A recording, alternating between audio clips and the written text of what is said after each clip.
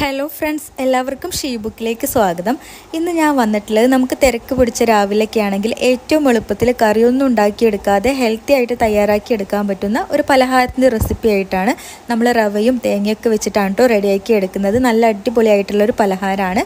അപ്പോൾ നമുക്കിത് എങ്ങനെയാണ് ഉണ്ടാക്കുന്നതെന്ന് നോക്കാം. അതിന് മുന്നേറ്റ് നമ്മുടെ ചാനൽ സബ്സ്ക്രൈബ് ചെയ്യാത്തവരുണ്ടെങ്കിൽ സബ്സ്ക്രൈബ് ചെയ്തിട്ട് സപ്പോർട്ട് ചെയ്യുക. അതുപോലെ തന്നെ വീഡിയോ ലൈക്ക് ചെയ്യാനും മറക്കരുത് കേട്ടോ.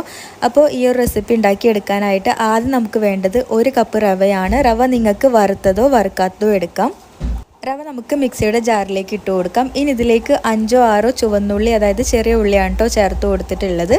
പിന്നെ വേണ്ടത് തേങ്ങ ചിരവിയതാണ്. എത്രയാണോ റവ എടുത്തത് അതിൻ്റെ 1/2 കപ്പ് തേങ്ങ ചിരവിയത് ചേർത്ത് കൊടുക്കാം. അതുപോലെ തന്നെ 1 ടീസ്പൂൺ നല്ല ജീരകം, ചെറിയ ജീരകം കൂടി ചേർത്ത് കൊടുത്തിട്ടുണ്ട്. ഇനി ആവശ്യത്തിനുള്ള വെള്ളം ചേർത്ത് കൊടുക്കാം. വെള്ളത്തിൻ്റെ അളവ് എന്ന് പറയുന്നത് റവയുടെയും തേങ്ങയുടെയൊക്കെ മുകളിൽ നിൽക്കുന്ന ആ ഒരു രീതിയിലാണ് കേട്ടോ ഒഴിച്ചു കൊടുക്കേണ്ടത്. ഇനി എല്ലാം കൂടി നന്നായിട്ട് അരച്ചെടുക്കണം. അപ്പോൾ ഇതുപോലെ നല്ല സ്മൂത്തായിട്ട് അരച്ചെടുത്തിട്ടുണ്ട്. ഇതൊരു ബൗളിലേക്ക് മാറ്റാം. ദോശമാവിൻ്റെ ആ ഒരു പരുവത്തിൽ, ആ ഒരു തിക്നെസ്സിലൊക്കെയാണ് കേട്ടോ നമ്മൾ മാവ് അരച്ചെടുത്തിട്ടുള്ളത്.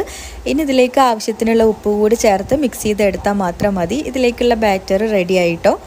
ഇനി നമ്മൾ ദോശയ്ക്ക് ചുട്ടെടുക്കുന്നത് പോലെ ഓരോ തവി മാവ് ഒഴിച്ചിട്ട് ഇങ്ങനെ ചുട്ടെടുക്കുകയാണ് ചെയ്യുന്നത്. അപ്പോൾ അതിനായിട്ട് പാനിൽ കുറച്ച് ഓയിലൊക്കെ ബ്രഷ് ചെയ്തിട്ട് ഇതുപോലെ നമുക്ക് ഒരു തവി ഒഴിച്ചു കൊടുക്കാം.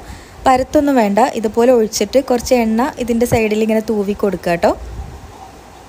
ഒരു ഭാഗം ആയി കഴിഞ്ഞാൽ മറിച്ചിട്ട് മറുഭാഗം കൂടി കുക്ക് ചെയ്തെടുക്കുക. അങ്ങനെ തിരിച്ചും മറിച്ചൊക്കെ ഇട്ടിട്ട് നല്ല ഒരു ഗോൾഡൻ ബ്രൗൺ നിറായിട്ട് വരുന്നത് വരെ ഇത് നന്നായിട്ട് കുക്ക് ചെയ്തെടുക്കണം കേട്ടോ. അപ്പോഴാണ് നല്ല ടേസ്റ്റ് ഉണ്ടാവുക.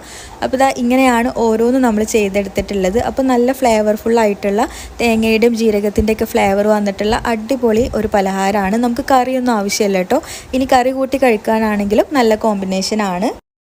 നല്ല സോഫ്റ്റ് ആയിട്ടുള്ള വ്യത്യസ്തമായിട്ടുള്ള ഒരു പലഹാരമാണ് കേട്ടോ. എപ്പോഴും ഒരുപോലത്തെ ബ്രേക്ക്ഫാസ്റ്റൊക്കെ കഴിച്ച് മടുക്കുന്ന സമയത്ത് ഇതുപോലെയൊക്കെ ട്രൈ ചെയ്ത് നോക്കാം കേട്ടോ. അപ്പോൾ എന്തായാലും വീഡിയോ ഇഷ്ടമായിട്ടുണ്ടെങ്കിൽ ലൈക്ക് ചെയ്യാനും ഷെയർ ചെയ്യാനും മറക്കരുത്. അടുത്ത റെസിപ്പി ആയിട്ട് വരാം. അതുവരേക്കും എല്ലാവർക്കും താങ്ക്